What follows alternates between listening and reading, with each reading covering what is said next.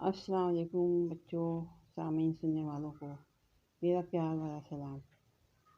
سورہ نام سے کی تفسیر سے شروع کیا تھا اور وہیں سے دوبارہ شروع کر رہے ہیں۔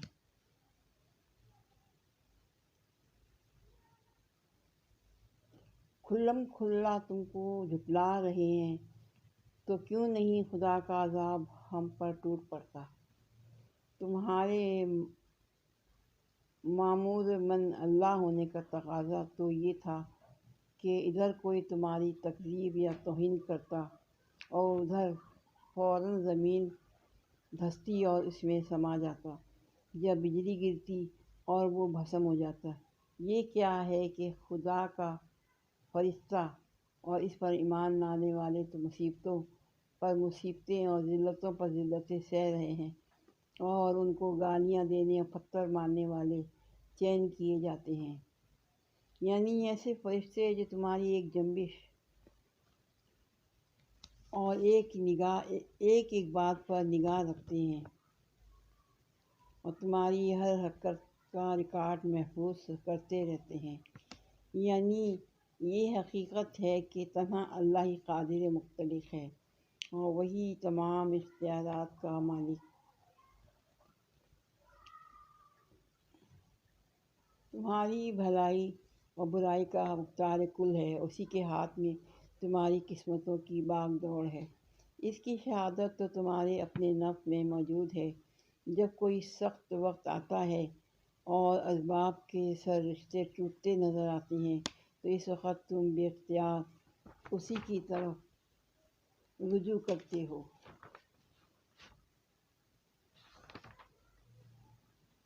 قُلْ هُوَ الْقَادِرُ عَلَىٰ أَن يَبْعَثَ عَلَيْكُمْ عَذَابًا مِّن فَوْقِكُمْ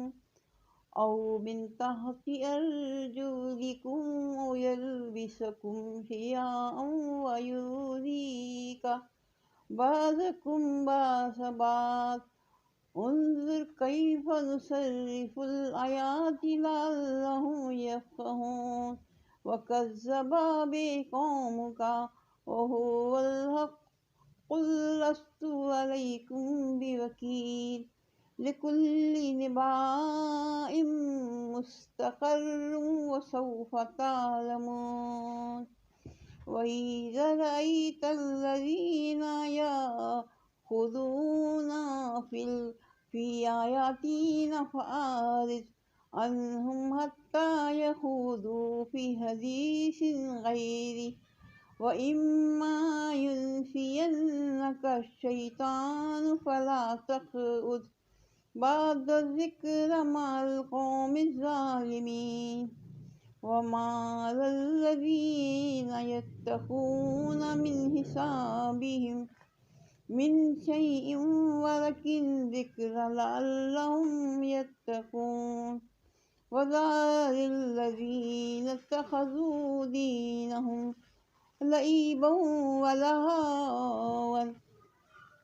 ترجمہ: کہو وہ اس پر قادر ہے کہ تم پر کوئی عذاب اوپر سے نازل کر دے، تمہاری قدموں کے نیچے سے برپا کر دے، یا تمہیں گروہوں میں تقسیم کر کے ایک گروہ کو دوسرے گروہ کی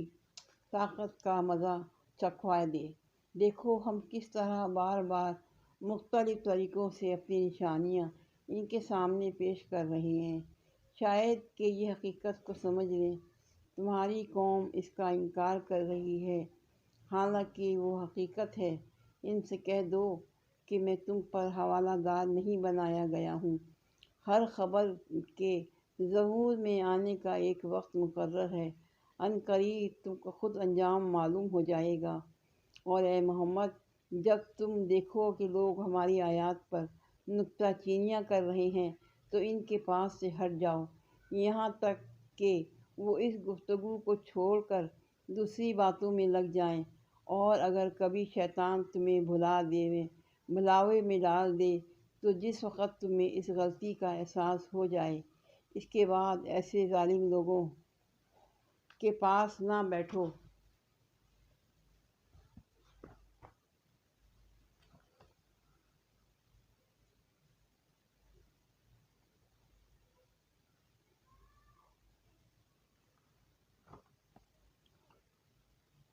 ان کے حساب میں سے کسی چیز کی ذمہ داری پرہیزگار لوگوں پر نہیں ہے، البتہ نصیحت کرنا ان کا فرض ہے، شاید کہ وہ غلط روی سے بچ جائیں۔ چھوڑو ان لوگوں کو جنہوں نے اپنے دین کو کھیل اور تماشا بنا رکھا ہے۔ تفسیر: لیکن اس کلی علامت کے ہوتے ہوئے بھی تم نے خدائی میں بلا دلیل و حجت اور بلا ثبوت دوسروں کو اس کا شریک بنا رکھا ہے، پڑھتے ہو اس کے رزق پر اور اندازہ بناتے ہو دوسروں کو، مدد پاتے ہو اس کے فضل و کرم سے اور حامی و ناصر ٹھہراتے ہو دوسروں کو، غلام ہو اس کے اور بندگی بجا لاتے ہو دوسروں کی، مشکل کشائی کرتا ہے وہ برے وقت پر گڑگڑاتے ہو اس کے سامنے، اور جب وقت گزر جاتا ہے تو تمہارے مشکل کشا بن جاتے ہیں۔ دوسرے اور نظریں اور نیازیں چڑھنے لگتی ہیں دوسروں کے نام کی۔ جو لوگ عذاب الہی کو اپنے سے دور پا کر حق دشمنی میں جرات پر جرات دکھا رہے تھے، انہیں متنبہ کیا جا رہا ہے کہ اللہ کے عذاب کو آتے کچھ دیر نہیں لگتی۔ ہوا کا ایک طوفان تمہیں اچانک برباد کر سکتا ہے، زلزلے کا ایک جھٹکا تمہاری بستیوں کو پیوند خاک کر دینے کے لیے کافی ہے۔ قبیلوں اور قوموں اور ملکوں کی عداوتوں کے میگزین میں ایک چنگاری وہ تباہی پھیلا سکتی ہے کہ سالہ سال خون ریزی و بدامنی سے نجات نہ ملے۔ بس اگر عذاب نہیں آ رہا ہے تو تمہارے لیے غفلت و مدوشی کی پیکنگ نہ بن جائے کہ مطمئن ہو کر صحیح و غلط کا امتیاز کیے بغیر اندھوں کی طرح زندگی کے راستے پر چلتے رہو۔ غنیمت سمجھو کہ اللہ تمہیں مہلت دے رہا ہے اور وہ نشانیاں تمہارے سامنے پیش کر رہا ہے جس سے تم حق کو پہچان کر صحیح راستہ اختیار کر سکو۔ یعنی میرا یہ کام نہیں ہے کہ جو کچھ تم نہیں دیکھ رہے ہو وہ زبردستی تمہیں دکھا دوں، اور جو کچھ تم سمجھ رہے ہو وہ بروز تمہاری سمجھ میں اتار دوں۔ میرا یہ کام نہیں ہے کہ اگر تم نہ دیکھو اور نہ سمجھو تو تم پر عذاب نازل کر دوں۔ میرا کام صرف حق اور باطل کو ممیز کر کے تمہارے سامنے پیش کر دینا ہے۔ اب اگر تم نہیں مانتے تو جس برے انجام سے میں تمہیں ڈراتا ہوں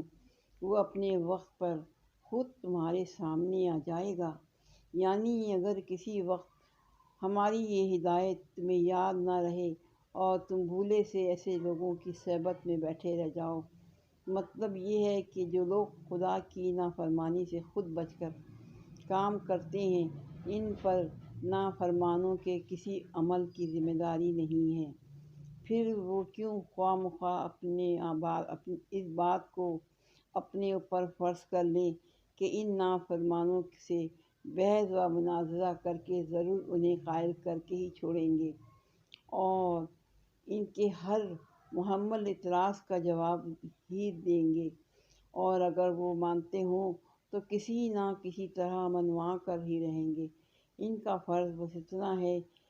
کہ جنہیں گمراہی میں بھٹکتے دیکھ رہے ہوں انہیں نصیحت کریں اور حق بات ان کے سامنے پیش کر دیں۔ لعیبا ولہوا وغرتہم الحیوۃ الدنیا فذکر بہ ان تبصر نفس بما کسبت لیس لہا من دون اللہ ولی ولا شفیع وَإِن تَعْدِلْ كُلَّ عَدْلٍ لَّا يُؤْخَذْ مِنْهَا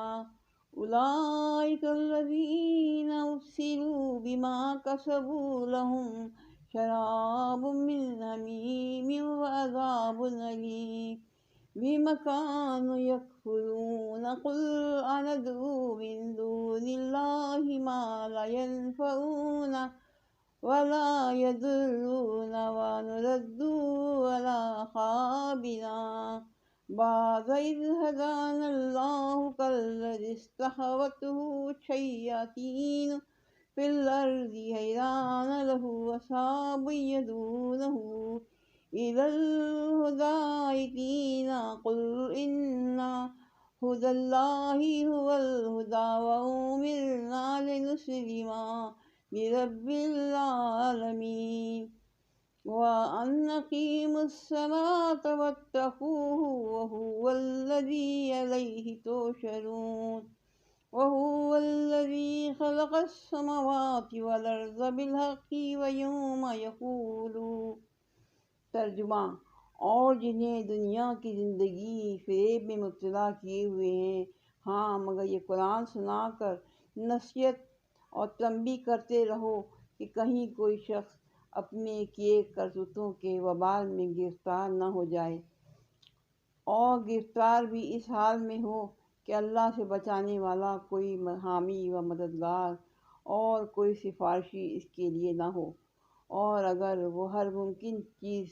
فدیہ میں دے کر چھوٹنا چاہے تو وہ بھی اس سے قبول نہ کی جائے، کیونکہ ایسے لوگ تو خود اپنی کمائی کے نتیجے میں پکڑے جائیں گے۔ ان کو تو اپنے انکار حق کے معاوضے میں کھولتا ہوا پانی پینے کو اور دردناک عذاب بھگتنے کو ملے گا۔ اے محمد، ان سے پوچھو کہ ہم اللہ کو چھوڑ کر ان کو پکاریں جو نہ ہمیں نفع دے سکتے ہیں اور نہ نقصان، اور جبکہ اللہ ہمیں سیدھا راستہ دکھا چکا ہے، تو کیا اب ہم الٹے پاؤں پھر جائیں؟ کیا ہم اپنا حال اس شخص کا سا کر لیں جسے شیطانوں نے صحرا میں بھٹکا دیا ہو اور وہ حیران و سرگرداں پھر رہا ہو، دارائے حالہ کہ اس کے ساتھی اسے پکار رہے ہوں کہ ادھر آ، یہ سیدھی راہ موجود ہے۔ کہو، حقیقت میں صحیح رہنمائی تو صرف اللہ ہی کی رہنمائی ہے، اور اس کی طرف سے ہمیں یہ حکم ملا ہے کہ مالک کائنات کے آگے سر اطاعت خم کر دو، نماز قائم کرو اور اس کی نافرمانی سے بچو، اسی کی طرف تم سمیٹے جاؤ گے۔ وہی ہے جس نے آسمان و زمین کو برحق پیدا کیا ہے، اور جس دن وہ کہے گا حشر ہو جائے، اسی دن وہ ہو جائے گا۔ کن فیکون قولہ الحق ولہ الملک یوم ینفخ فی الصور عالم الغیب وشہادۃ وہو الحکیم الخبیر۔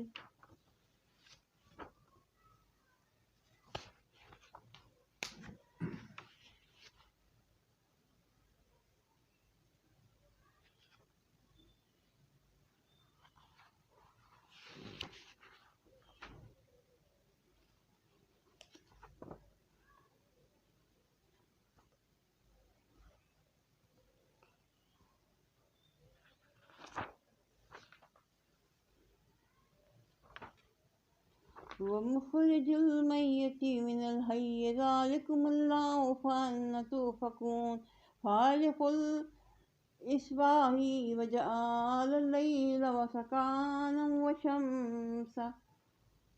والقمر حسبانا ذلك تقدير العزيز العليم۔ وهو الذي جعل لكم النجوم لتهتدوا بها في ظلمات البر والبحر قد فصلنا الآيات لقوم يعلمون۔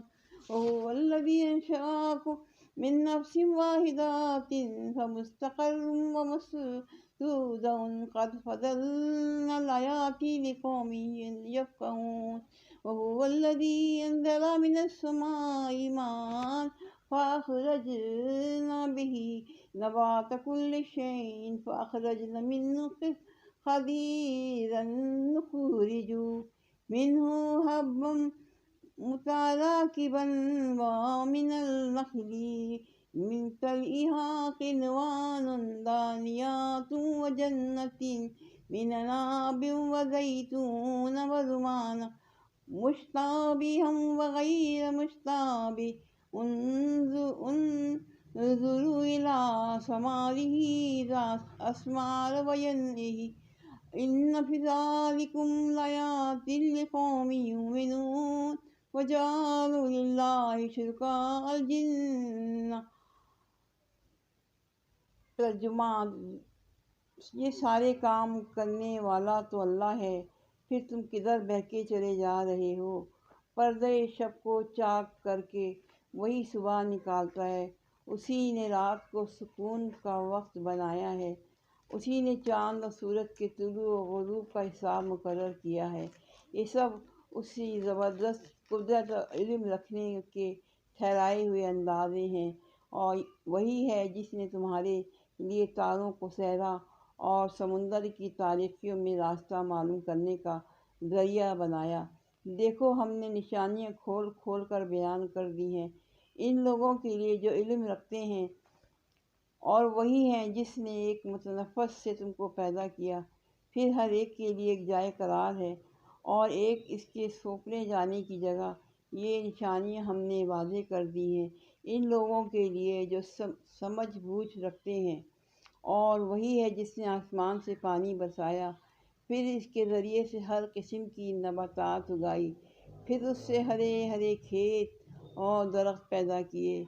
پھر ان سے تہ بتہ چڑھے ہوئے دانے نکالے اور کھجور کے شگوفوں سے پھلوں کے گچھے پیدا کیے جو بوجھ کے مارے جھکے پڑتے ہیں،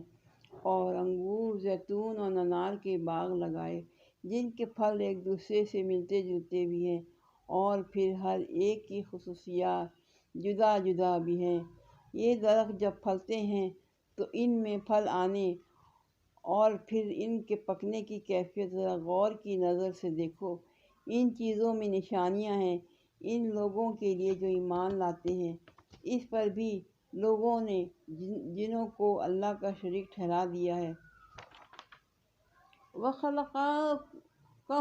وَخَلَقُوا لَهُ بَنِينَ وَبَنَاتٍ بِغَيْرِ عِلْمٍ سُبْحَانَهُ وَتَعَالَىٰ عَمَّا يَصِفُونَ۔ بَدِيعُ السَّمَاوَاتِ وَالْأَرْضِ أَنَّىٰ يَكُونُ لَهُ وَلَدٌ وَلَمْ تَكُن لَّهُ صَاحِبَةٌ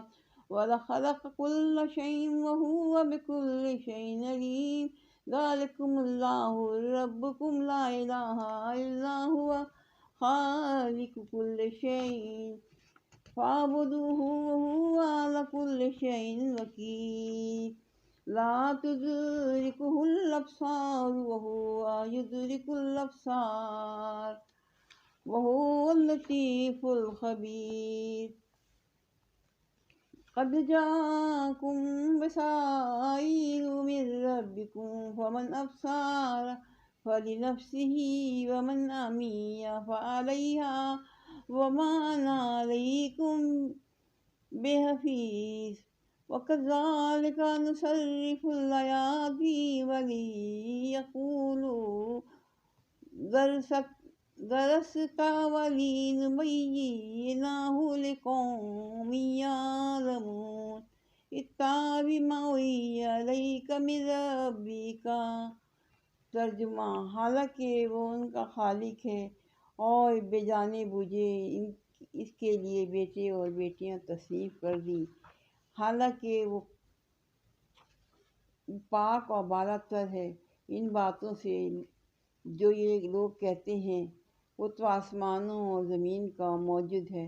اس کا کوئی بیٹا کیسے ہو سکتا ہے جبکہ کوئی اس کی شریک زندگی ہی نہیں ہے۔ اس نے ہر چیز کو پیدا کیا ہے اور وہ ہر چیز کا علم رکھتا ہے۔ یہ ہے اللہ تمہارا رب،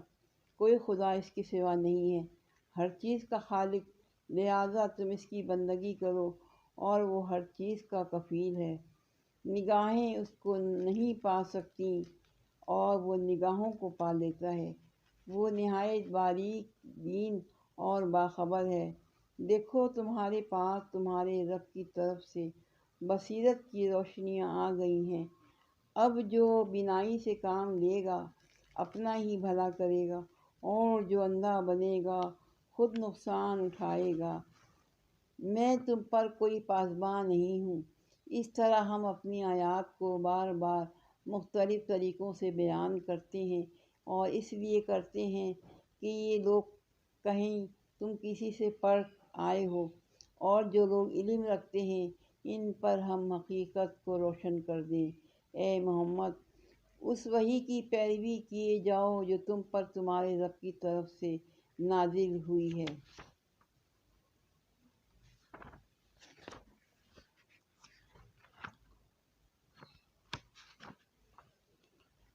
لا الہ الا هو وأعرض عن المشرکین ولو شاء اللہ ما اشرکوا وما جعلناک علیہم حفیظ وما انت علیہم بوکیل ولا تسبوا الذین يدعون من دون اللہ فیسبوا اللہ عدوا بغیر علم كذلك زينا لكل أمة أعمالهم ثم إلى ربهم مرجعهم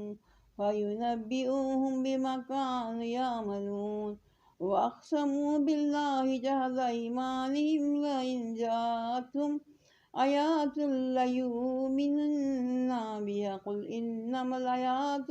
عند الله وما يشركون أنها إذا جاءت لا يؤمنون ونقلب أفئدتهم وأبصارهم كما لم کیونکہ اس ایک رب کے سوا کوئی اور خدا نہیں ہے، اور ان مشرکین کے پیچھے نہ پڑو۔ اگر اللہ کی مشیت ہوتی تو وہ خود ایسا بندوبست کرتا تھا کہ لوگ شرک نہ کرتے۔ تم کو ہم نے ان پر پاسباں مقرر نہیں کیا ہے اور نہ تم ان پر حوالہ دار ہو۔ اور اے ایمان لانے والوں، یہ لوگ اللہ کے سوا جن کو پکارتے ہیں انہیں گالیاں نہ دو، کہیں ایسا نہ ہو کہ یہ شرک سے آگے بڑھ کر جہالت کی بنا پر اللہ کو گالیاں دینے لگیں۔ ہم نے تو اسی طرح ہر گروہ کے لیے اس عمل کو خوشنما بنا دیا ہے، پھر انہیں اپنے رب ہی کی طرف پلٹ کر آنا ہے۔ اس وقت وہ انہیں بتا دے گا کہ وہ کیا کرتے رہے ہیں۔ یہ لوگ کڑی کڑی قسمیں کھا کھا کر کہتے ہیں کہ اگر کوئی نشانی ہمارے سامنے آ جائے تو ہم اس پر ایمان لے آئیں گے۔ اے محمد ان سے کہو نشانیاں تو اللہ کے پاس ہیں، وہ تمہیں کیسے سمجھایا جائے کہ اگر نشانیاں آ بھی جائیں تو یہ ایمان لانے والے نہیں۔ ہم اسی طرح ان کے دلوں اور نگاہوں کو پھیر رہے ہیں جس طرح یہ پہلی مرتبہ اس پر ایمان نہیں لائے تھے۔ یؤمنوا بہ اول مرۃ ونذرہم فی الطغیان یعمہون حشرنا ولو اننا نزلنا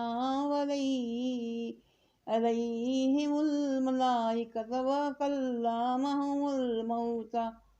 وحشرنا علیہم کل شیء قبلا وکانوا لیؤمنوا الا ان یشاء اللہ ولکن اکثرهم یجہلون وکذلک جعلنا لکل نبی عدوا شیاطین الانس والجن یوحی بعضهم الی بعض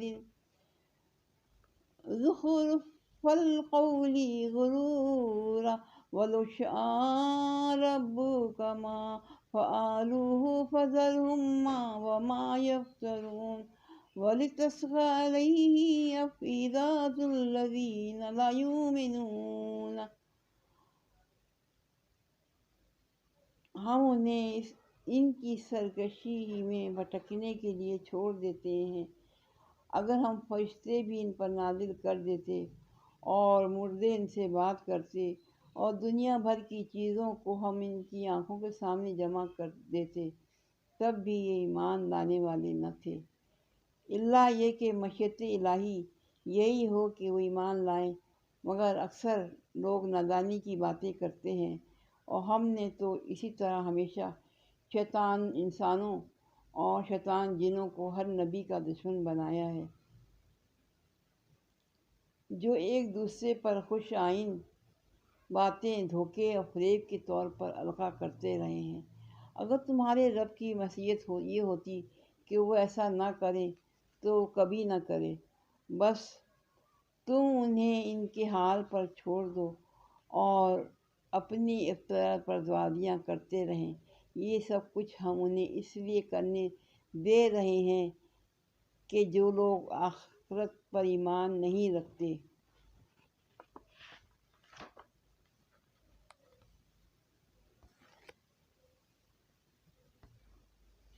تفسیر، یعنی ان کے اندر وہی ذہنیت کام کی جا رہی ہے جن کی وجہ سے انہوں نے پہلی مرتبہ محمد صلی اللہ علیہ وسلم کی دعوت سن کر اسے ماننے سے انکار کر دیا تھا۔ ان کے نقطہ نظر میں ابھی تک کوئی تغیر واقع نہیں ہوا ہے۔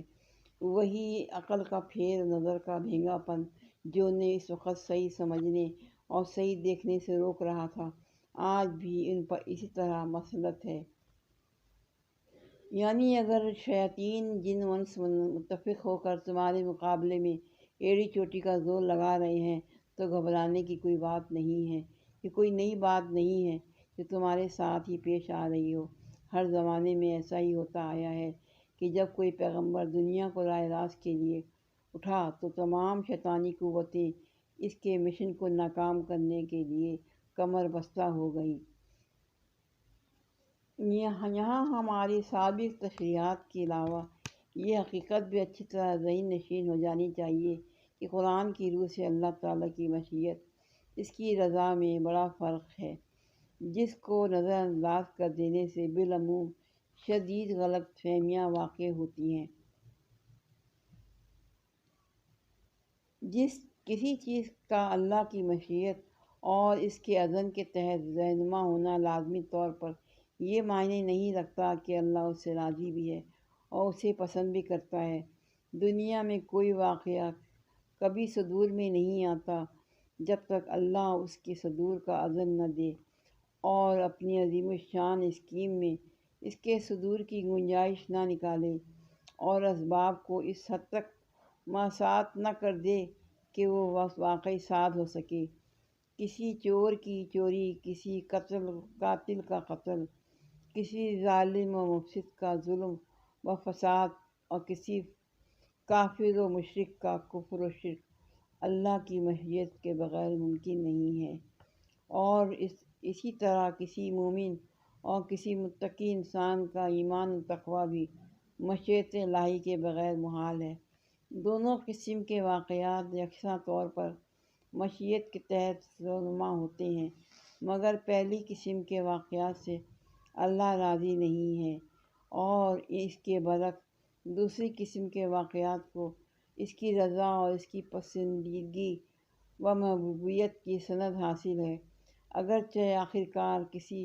خیر عظیم ہی کے لیے فرما روائے کائنات کی مشیت کام کر رہی ہے، لیکن اس خیر عظیم کے ظہور کا راستہ نور و ظلمت، خیر و شر اور صلاح و فساد کی مختلف قوتوں کے ایک دوسرے کے مقابلے میں نبر آزما ہونے ہی سے صاف ہوتا ہے۔ اپنے لیے اپنی بزرگ تر مسلطوں کی بنا پر وہ طاعت اور مسیحیت اور ابراہیمیت اور نمرودیت اور موسویت اور فرعونیت، آدمیت اور شیطانیت دونوں کو اپنا اپنا کام کرنے کا موقع دیتا ہے۔ بالآخرات ولیرضوا ولیختارفوا ما هم مختارفون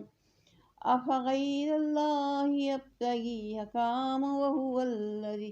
انزل علیکم الکتاب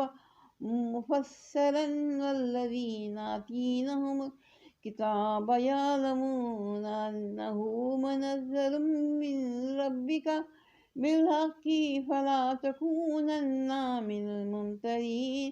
وتمت کلمات ربک صدقا وعدلا لا مبدل لکلماتہ وہو السمیع العلیم وَإِن تُطِعْ أَكْثَرَ مَنْ فِي الْأَرْضِ يُضِلُّوكَ عَنْ سَبِيلِ اللَّهِ إِنْ يَتَّبِعُونَ إِلَّا الظَّنَّ وَإِنْ هُمْ إِلَّا يَخْرُصُونَ۔ اور جن کو ہم نے تم سے پہلے کتاب دی تھی وہ جانتے ہیں کہ یہ کتاب تمہارے رب ہی کی طرف سے حق کے ساتھ نازل ہوئی ہے، لہٰذا تم شک کرنے والوں میں شامل نہ ہو۔ تمہارے رب کی بات سچائی اور انصاف کے اعتبار سے کامل ہے، کوئی اس کے فرامین کو تبدیل کرنے والا نہیں ہے، وہ سب کچھ سنتا اور جانتا ہے۔ اور اے محمد، اگر تم ان لوگوں کی اکثریت کے کہنے پر چلو جو زمین میں بستے ہیں تو وہ تمہیں اللہ کے راستے سے بھٹکا دیں گے، وہ تو محض گمان پر چلتے اور قیاس آرائیاں کرتے ہیں۔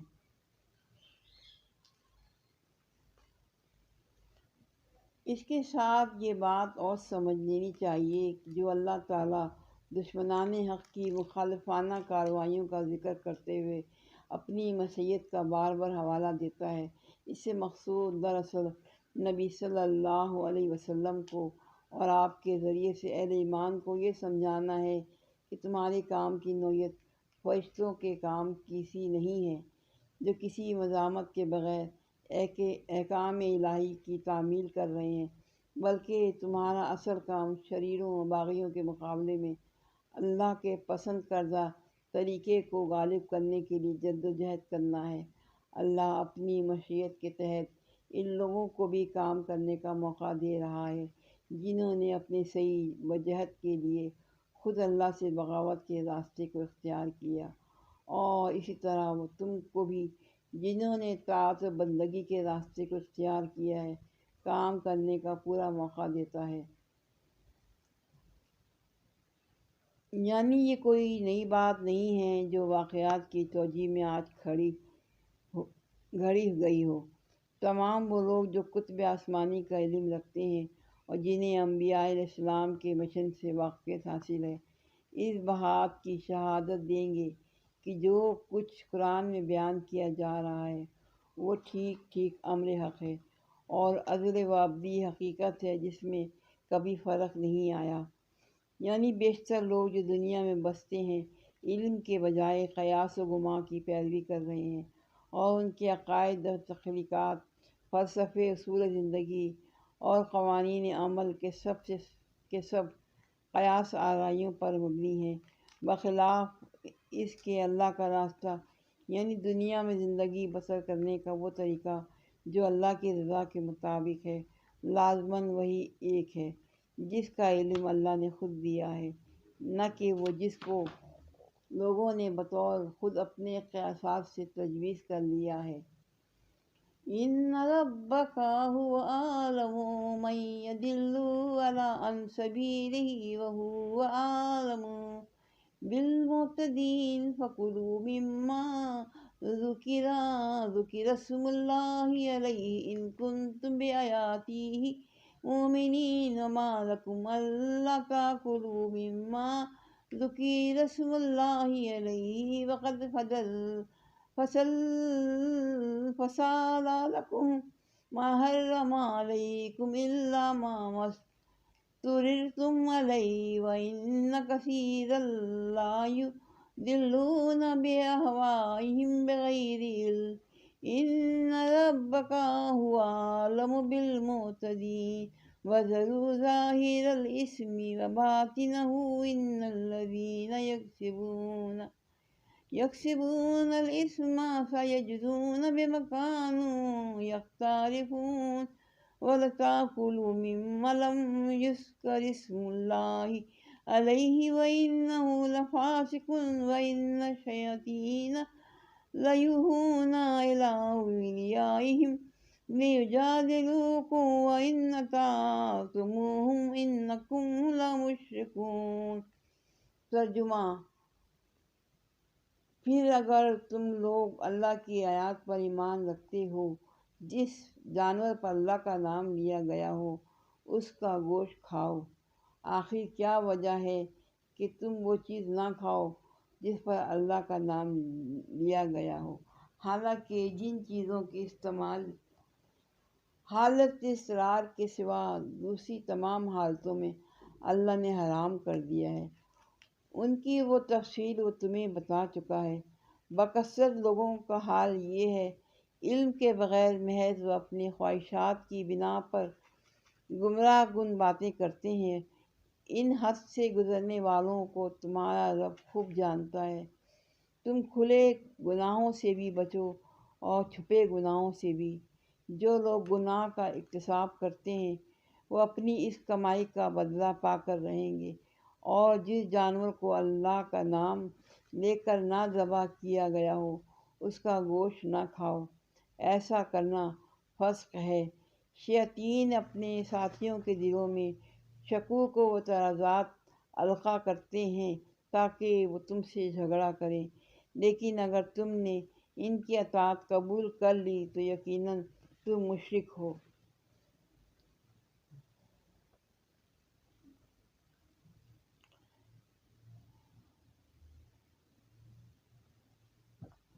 من جملہ ان غلط طریقوں کے جو اکثر اہل زمین نے بطور خود قیاس و گمان سے تجویز کر لیے اور جنہیں مذہبی حدود و قیود کی حیثیت حاصل ہو گئی، ایک وہ پابندیاں بھی ہیں جو کھانے پینے کی چیزوں میں مختلف قوموں کے درمیان پائی جاتی ہیں۔ بعض چیزوں کو لوگوں نے آپ حلال قرار دے لیا ہے، حالانکہ اللہ کی نظر میں وہ حرام ہے، اور بعض چیزوں کو انہوں نے خود حرام ٹھہرا لیا ہے، حالانکہ اللہ نے انہیں حلال کیا ہے۔ خصوصیت کے ساتھ سب سے زیادہ جاہلانہ بات جس پر پہلے بھی بعض گروہ مصر تھے اور آج بھی دنیا کے بعض گروہ مصر ہیں، وہ یہ ہے کہ اللہ کا نام لے کر جو جانور ذبح کیا جائے وہ تو ان کے نزدیک ناجائز ہے، اور اللہ کے نام کے بغیر جسے ذبح کیا جائے وہ بالکل جائز ہے۔ اسی کی تردید کرتے ہوئے اللہ تعالیٰ یہاں مسلمانوں سے فرما رہا ہے کہ اگر تم حقیقت میں اللہ پر ایمان لائے ہو اور اس کے احکام کو مانتے ہو تو ان تمام اوہام و تعصبات کو چھوڑ دو جو کفار و مشرکین پالنے جانتے ہیں۔ ان سب پابندیوں کو توڑ دو جو خدا کی ہدایت سے بے نیاز ہو کر لوگوں نے خود عائد کر رکھی ہیں۔ حرام صرف اس چیز کو سمجھو جسے خدا نے حرام کیا ہے، اور حلال اسی کو ٹھہراؤ جس کو اللہ نے حلال قرار دیا ہے۔ یعنی ایک طرف اللہ کی خداوندی کا اقرار کرنا اور دوسری طرف اللہ سے پھرے ہوئے لوگوں کے احکام پر چلنا اور ان کے مقرر کیے ہوئے طریقوں کی پابندی کرنا شرک ہے۔ توحید یہ ہے کہ زندگی سراسر اللہ کی اطاعت میں بسر ہو۔ اللہ کے ساتھ اگر دوسروں کو اتخاذ مستقل بالذات متا مان لیا جائے تو یہ اتخاذ شرک ہے، اور اگر عملاً ایسے لوگوں کی اطاعت کی جائے جو اللہ کی ہدایت سے بے نیاز ہو کر خود امر و نہی کے مختار بن گئے ہوں تو یہ عملی شرک ہے۔ أَوَمَنْ كَانَ مَيْتًا فَأَحْيَيْنَاهُ وَجَعَلْنَا لَهُ نُورًا يَمْشِي بِهِ فِي النَّاسِ كَمَنْ مَثَلُهُ فِي الظُّلُمَاتِ لَيْسَ بِخَارِجٍ مِّنْهَا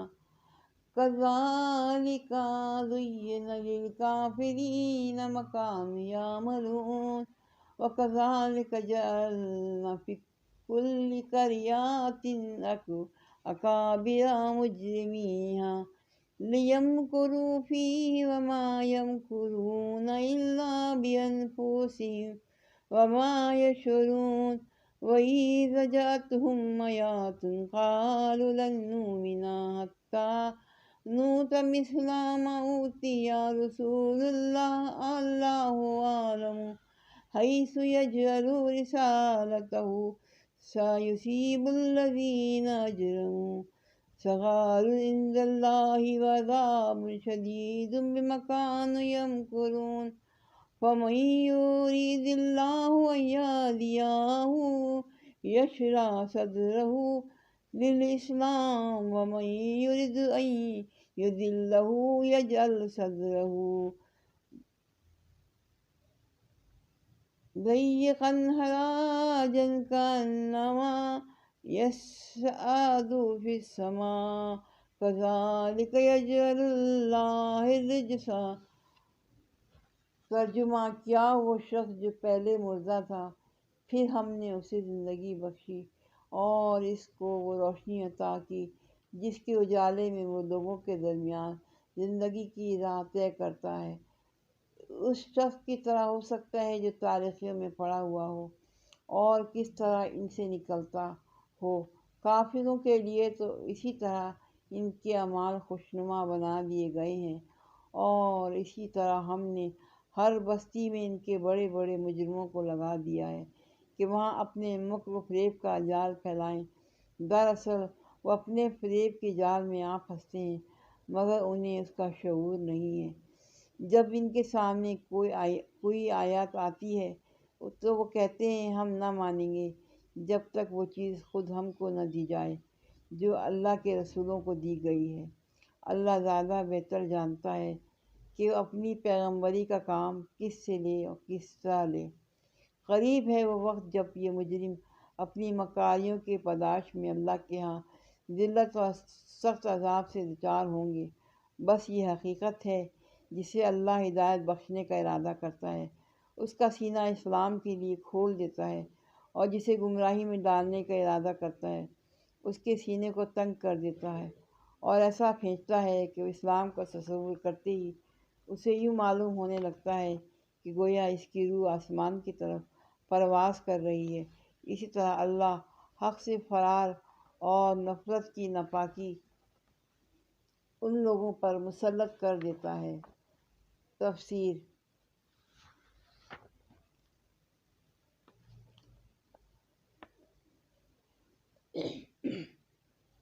یعنی تم کس طرح یہ توقع کر سکتے ہو جس انسان کو انسانیت کا شعور نصیب ہو چکا ہے اور جو علم کی روشنی میں ٹیڑھے رستوں کے درمیان حق کی سیدھی راہ کو صاف دیکھ رہا ہے،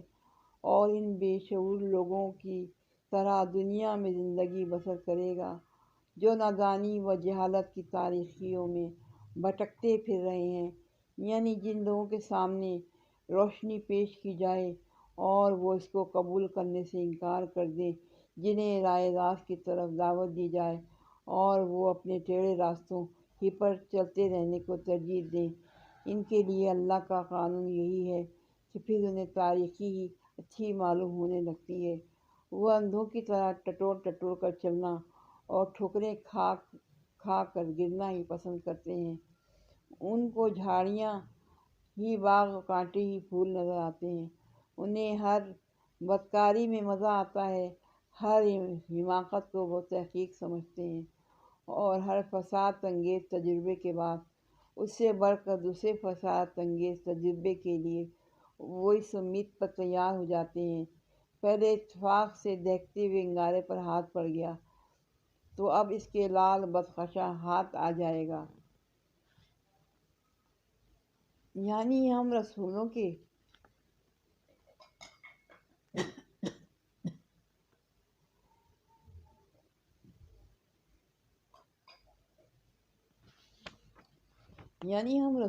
اس بیان پر ایمان نہیں لائیں گے کہ ان کے پاس فرشتہ آیا اور خدا کا پیغام لایا، بلکہ ہم صرف اسی وقت ایمان لا سکتے ہیں جب کہ فرشتہ خود ہمارے پاس آئے اور براہ راست ہم سے کہے کہ یہ اللہ کا پیغام ہے۔ الذین لا یؤمنون بہذا صراط ربک مستقیم قد فصلنا الآیات لقوم یذکرون لهم دار السلام عند ربهم وهو ولیهم بما كانوا يعملون وهو يوم يحشرهم جميعا يا معشر الجن قد استكثرتم من الإنس وقال أولياؤهم من الإنس ربنا استمتع بعضنا ببعض وبلغنا أجلنا الذي أجلت لنا قال النار مثواكم خالدين فيها إلا ما شاء الله إن ربك حكيم عليم وكذلك نولي بعض الظالمين بعضا بما كانوا يكسبون يا معشر الجن والإنس ألم يأتيكم رسول منكم يقصون عليكم آياتي وينذرونكم لقاء يومكم هذا قالوا شهدنا على أنفسنا وغرتهم الحياة الدنيا وشاهدوا على أنفسهم أنهم۔ ترجمہ: جو ایمان نہیں لاتے حالانکہ یہ راستہ تمہارے رب کا سیدھا راستہ ہے، اور اس کی نشانات ان لوگوں کے لیے واضح کر دیے گئے ہیں جو نصیحت قبول کرتے ہیں۔ ان کے لیے ان کے رب کے پاس سلامتی کا گھر ہے اور ان کا سرپرست ہے اس صحیح طرز عمل کی وجہ سے جو انہوں نے اختیار کیا۔ جس روز اللہ ان سب لوگوں کو گھیر کر جمع کرے گا، اس روز وہ جنوں سے خطاب کر کے فرمائے گا کہ اے گروہ جن، تم نے تو نوح انسانی پر خوب ہاتھ صاف کیا۔ انسانوں میں سے جو ان کے رفیق تھے وہ عرض کریں گے، پروردگار، ہم میں سے ہر ایک نے دوسرے کو خوب استعمال کیا ہے، اور اب ہم اس وقت پر آ پہنچے ہیں جو تم نے ہمارے لیے مقرر کر دیا تھا۔ اللہ فرمائے گا، اچھا، اب آگ تمہارا ٹھکانہ ہے، اس میں تم ہمیشہ رہو گے۔ اس سے بچیں گے تو صرف وہی جنہیں اللہ بچانا چاہے گا، بے شک تمہارا رب دانا اور علیم ہے۔ دیکھو، اس طرح ہم آخرت میں ظالموں کو ایک دوسرے کا ساتھی بنائیں گے، اس کمائی کی وجہ سے جو وہ دنیا میں ایک دوسرے کے ساتھ مل کر کرتے تھے۔ اس موقع پر اللہ ان سے یہ بھی پوچھے گا کہ اے گروہ جن و انس، کیا تمہارے پاس خود تم میں سے وہ پیغمبر نہیں آئے تھے جو تم کو میری آیات سناتے اور اس دن کے انجام سے ڈراتے تھے؟ وہ کہیں گے، ہاں، ہم اپنے خلاف خود گواہی دیتے ہیں۔ آج دنیا کی زندگی نے ان لوگوں کو دھوکے میں ڈال رکھا ہے، مگر اس وقت وہ خود اپنے خلاف گواہی دیں گے کہ وہ کافر تھے۔ تفسیر: سینہ کھول دینے سے مراد اسلام کی صداقت پر پوری طرح مطمئن کر دینا اور شکوک و شبہات اور تذبذب و تردد کو دور کر دینا ہے۔ سلامتی کا گھر یعنی جنت، جہاں انسان ہر آفت سے محفوظ اور ہر خرابی سے مامون ہوگا۔ یہاں جنوں سے مراد شیاطین جن ہیں، یعنی ہم میں سے ہر ایک نے ایک دوسرے سے ناجائز فائدہ اٹھائے ہیں، ہر ایک دوسرے کو فریب میں مبتلا کر کے اپنی خواہشات پوری کرتا رہا ہے۔ یعنی اگرچہ اللہ کو اختیار ہے کہ جسے چاہے سزا دے اور جسے چاہے معاف کر دے، مگر یہ سزا اور معافی بلا وجہ معقول و مجروح خواہش کی بنا پر نہیں ہوگی، بلکہ علم اور حکمت پر مبنی ہوگی۔ خدا معاف اسی مجرم کو کرے گا جس کے متعلق وہ جانتا ہے کہ وہ خود اپنے جرم کا ذمہ دار نہیں ہے، اور جس کے متعلق اس کی حکمت یہ فیصلہ کرے گی کہ اسے سزا نہ دی جانی چاہیے۔ یعنی جس طرح وہ دنیا میں گناہ سمیٹنے اور برائیوں کا اکتساب کرنے میں ایک دوسرے کے شریک تھے، اسی طرح آخرت کی سزا پانے میں بھی وہ ایک دوسرے کے شریک حال ہوں گے۔ یعنی ہم اقرار کرتے ہیں کہ آپ کی طرف سے رسول پر رسول آتے اور ہمیں حقیقت سے خبردار کرتے رہے، مگر یہ ہمارا اپنا قصور تھا کہ ہم نے ان کی بات نہ مانی۔ کانوا کافرین ذالک ان لم یکن ربک مہلک القری بظلم واہلھا غافلون وَلِكُلٍّ دَرَجَاتٌ مِّمَّا عَمِلُوا وَمَا رَبُّكَ بِغَافِلٍ عَمَّا يَعْمَلُونَ وَرَبُّكَ الْغَنِيُّ ذُو الرَّحْمَةِ إِن يَشَاء يُذْهِبْكُمْ وَيَسْتَخْلِفْ مِن بَعْدِكُم مَّا يَشَاءُ كَمَا أَنشَأَكُم من ذريات قوم آخرين إنما توعدون لآت وما أنتم بمعجزين قل يا قوم اعملوا على مكانتكم إني عامل فسوف تعلمون من تكون له عاقبة الدار إنه لا يفلح الظالمون۔ ترجمہ: یہ شہادت ان سے لی جائے گی کہ یہ ثابت ہو جائے کہ تمہارا رب بستیوں کو ظلم کے ساتھ تباہ کرنے والا نہ تھا، جبکہ ان کے باشندے حقیقت سے ناواقف ہوں۔ ہر شخص کا درجہ اس کے عمل و لحاظ سے ہے، اور تمہارا رب ان لوگوں کے اعمال سے بے خبر نہیں ہے۔ تمہارا رب بے نیاز ہے اور مہربانی اس کا شیوا ہے۔ اگر وہ چاہے تو تم لوگوں کو لے جائے اور تمہاری جگہ دوسرے جن لوگوں کو چاہے لے آئے، جس طرح اس نے تمہیں کچھ اور لوگوں کی نسل سے اٹھایا ہے۔ تم سے جس چیز کا وعدہ کیا جا رہا ہے وہ یقیناً آنے والی ہے، اور تم خدا کو عاجز کر دینے کی طاقت نہیں رکھتے۔ اے محمد، کہہ دو کہ لوگوں، تم اپنی جگہ عمل کرتے ہو اور میں اپنی جگہ عمل کر رہا ہوں۔ ان قریب تمہیں معلوم ہو جائے گا کہ انجام کار کس کے حق میں بہتر ہوتا ہے۔ بہرحال یہ حقیقت ہے کہ ظالم کبھی فلاح نہیں پا سکتے۔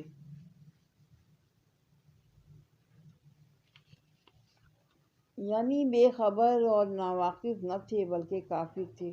وہ خود تسلیم کریں گے کہ حق ہم تک پہنچا تھا، مگر ہم نے خود اسے قبول کرنے سے انکار کر دیا تھا۔ یعنی اب اللہ اپنے بندوں کو یہ موقع نہیں دینا چاہتا کہ وہ اس مقابلے میں یہ احتجاج کر سکیں کہ آپ نے ہمیں حقیقت سے آگاہ کیا ہی نہیں، اور نہ ہم کو صحیح راستہ بتانے کا کوئی انتظام فرمایا، مگر جب ناواقفیت کی بنا پر ہم غلط راہ پر چل پڑے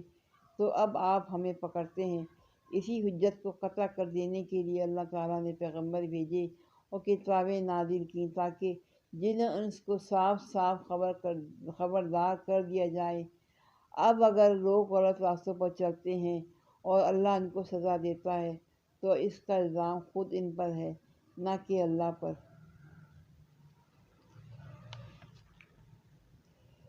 ایک یہ کہ تمہارا رب تم کو راہ راست پر چلنے کی جو تلقین کرتا ہے، وہ حقیقت نفس الامری کے خلاف طرز عمل اختیار کرنے سے جو منع کرتا ہے۔ اس کی وجہ یہ ہے کہ تمہاری راست روی سے اس کا کوئی فائدہ اور غلط روی سے اس کا کوئی نقصان ہوتا ہے، بلکہ اس کی وجہ دراصل یہ ہے کہ راست روی میں تمہارا اپنا فائدہ اور غلط روی میں تمہارا اپنا نقصان ہے۔ لہٰذا یہ سراسر اس کی مہربانی ہے کہ وہ تمہیں اس صحیح طرز عمل کی تعلیم دیتا ہے جس سے تم بلند و مدارج تک ترقی کرنے کے قابل بن سکتے ہو، اور اس غلط طرز عمل سے روکتا ہے جس کی بدولت تم پست مراتب کی طرف تنزل کرتے ہو۔ دوسرے یہ کہ تمہارا رب سخت گیر نہیں ہے، تم کو سزا دینے میں اسے کوئی لطف نہیں آتا ہے، اور تمہیں پکڑنے اور مارنے پر تلا ہوا نہیں ہے، ذرا تم سے قصور سرزد ہو اور تمہاری خبر لے ڈالے۔ در حقیقت وہ اپنی تمام مخلوقات پر نہایت مہربان ہے، غایت درجے کے رحم و کرم کے ساتھ خدائی کر رہا ہے۔ یہی اس کا معاملہ انسانوں کے ساتھ بھی ہے، اسی لیے وہ تمہارے قصور پر قصور معاف کرتا چلا جاتا ہے۔ تم نافرمانیاں کرتے ہو، گناہ کرتے ہو، جرائم کا ارتکاب کرتے ہو، اس کے رزق سے پل کر بھی اس کے احکام سے منہ موڑتے ہو، مگر وہ علم اور عدو ہی سے کام لیے جاتا ہے اور تمہیں سنبھلنے اور سمجھنے اور اپنی اصلاح کر لینے کے لیے مہلت پر مہلت دیے جاتا ہے، ورنہ اگر وہ سخت گیر ہوتا تو اس کے لیے کچھ مشکل نہ تھا کہ تمہیں دنیا سے رخصت کر دیتا اور تمہاری جگہ کسی دوسری قوم کو اٹھا کھڑا کرتا، یا سارے انسانوں کو ختم کر کے کوئی اور مخلوق پیدا کر دیتا، یعنی قیامت، جس کے بعد تمام اگلے پچھلے انسان از سر نو زندہ کیے جائیں گے اور اپنے رب کے سامنے آخری فیصلے کے لیے پیش ہوں گے۔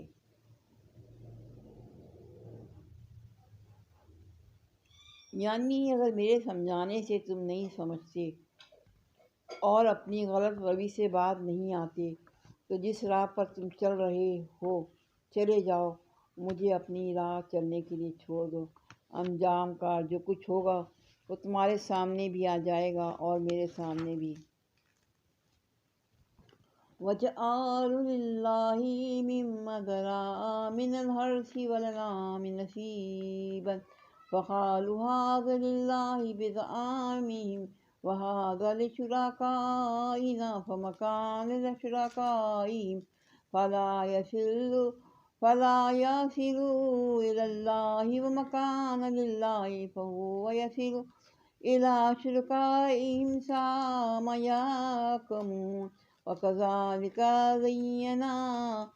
لِكَثِيرٍ مِّنَ الْمُشْرِكِينَ ان لوگوں نے اللہ کے لیے خود اسی کی پیدا کی ہوئی کھیتیوں اور مویشیوں میں سے ایک حصہ مقرر کیا اور کہتے ہیں یہ اللہ کے لیے ہے بذم خود اور یہ ہمارے ٹھہرائے ہوئے شریکوں کے، پھر جو حصہ ان کے ٹھہرائے ہوئے شریکوں کے لیے ہے وہ تو اللہ کو نہیں پہنچتا، مگر جو اللہ کے لیے ہے وہ ان کے شریکوں کو پہنچ جاتا ہے۔ کیسے برے فیصلے کرتے ہیں یہ لوگ! اور اسی طرح بہت سے مشرکوں کے لیے ان کے شریکوں نے اپنی اولاد کے قتل کو خوشنما بنا دیا ہے۔ تفسیر اوپر کا سلسلہ تقریر اسی بات پر تمام ہوا تھا کہ اگر یہ لوگ نصیحت قبول کرنے کے تیار نہیں ہیں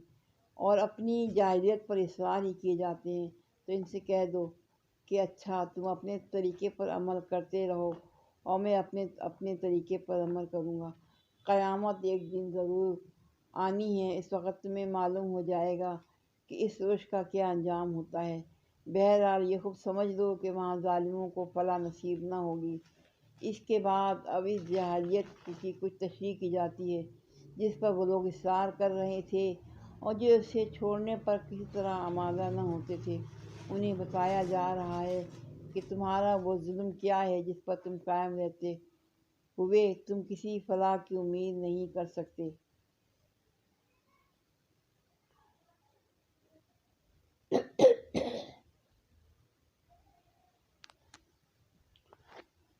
اللہ کا حصہ جو انہوں نے مقرر کیا ہے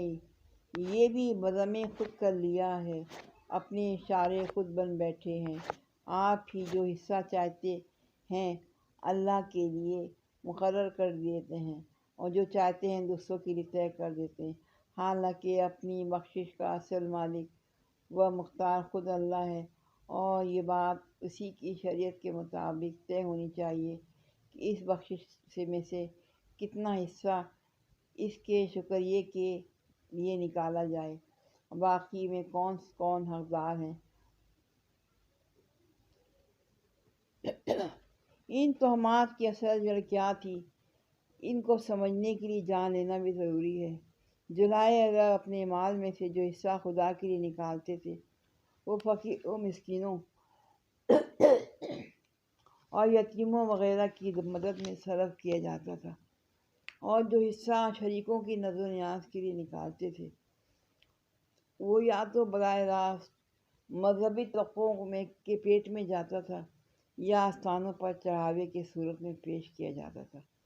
اور اس طرح بالواسطہ مجاوروں اور پجاریوں تک پہنچ جاتا تھا۔ اس لیے ان خود غرض مذہبی پیشواؤں نے صدیوں کی مسلسل تلقین سے ان جاہلوں کے دل میں یہ بات بٹھائی تھی کہ خدا کے حصے میں کمی ہو جائے تو کچھ مذائقہ نہیں۔